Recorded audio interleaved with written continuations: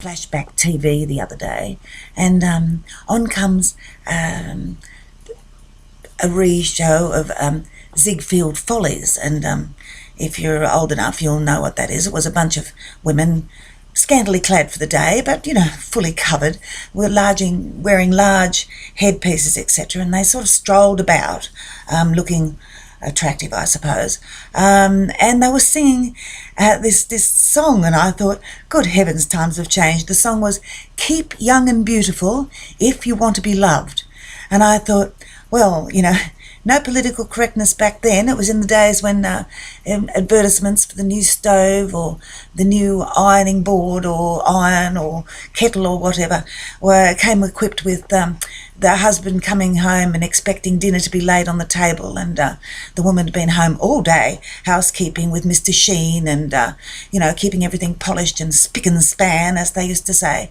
But it just also reminded me of keep young and beautiful if you want to be loved. If you get old, well, forget it, you'll be alone and lonely, and nobody will love you. It reminded me also of the fact that we used to do something called Fizzy, my sister and I, and several other children round about, in the 60s. I suppose it was around the 60s, late 60s, and it was physical education. And we used to march around wearing these little A-line dress type things with swami pants on. Now, if you're wondering what swami pants are, then again, you're not the same generation as me. They were sort of shiny black full briefs, or big girls' pants, as we like to call them these days, right up to the waist, and, covered all the hangy arse cheeks, and tucked everything in neatly. I don't know why they just didn't put us in longer dresses, really. But yes, and it was named after, we used to call them Swami pants because of Swami Sarasvati, which at the time, she's probably long gone by now, she was about a 70-year-old woman who miraculously was doing yoga and still doing so at late 80s, I believe, doing all these positions and everything. We used to watch her on the black and white TV. So they were called Swami pants. We wore these black shiny pants underneath our fizzy uniforms. But they would play, there was a little old lady there. Well, at the time she seemed a little old lady because I was about 6 or 7. She could have only been 50, but to me she was a little old lady, and she would play the piano very enthusiastic with her tuck shop arms swinging in the breeze, and she'd play this song called, I'm not sure what it was called, but the words were, A, you're adorable, B, you're so beautiful, C, you're a cutie in my arms, I love to go through the alphabet with you, I tell you what you mean to me. And I thought, well, that's just like, if you want to be loved, you need to be beautiful. And even as children, we were sort of this surreptitious sort of brainwashing. A, you're adorable. B, so you're so beautiful, as if that matters. And it matters less and less as you get older, trust me. Try not to look in the mirror generally.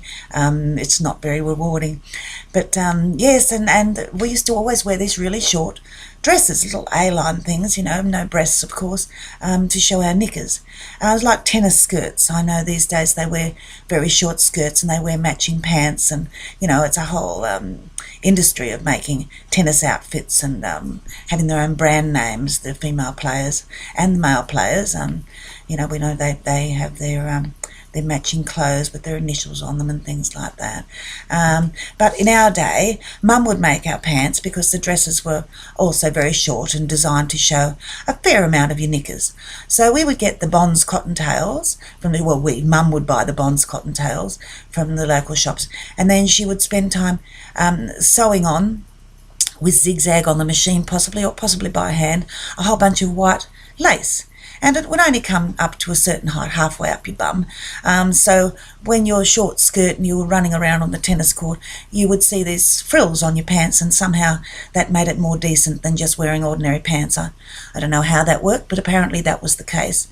So yes, we're quite into wearing skirts above the underpants, even though I did say the only requirement these days is to wear skirts longer than your underpants, to cover your underpants.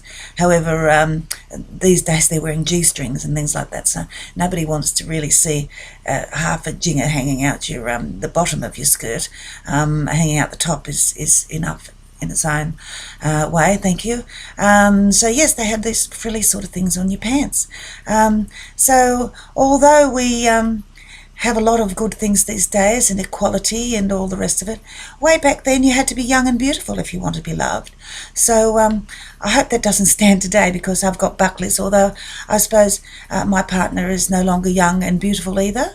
Although he's still pretty good for his age, and I like to think I am. In fact, I got my driver's license photo taken at the age of 60 for my 5-year renewal, and I think my other one was 10 years old, and I finally realised that I do look a damn sight better with a bit of weight on, and that's the best photo I've ever had on a driver's licence. So I'm getting used to being a little fatter than I used to be, and I'm actually believing that I look 10 years younger, because maybe I actually do.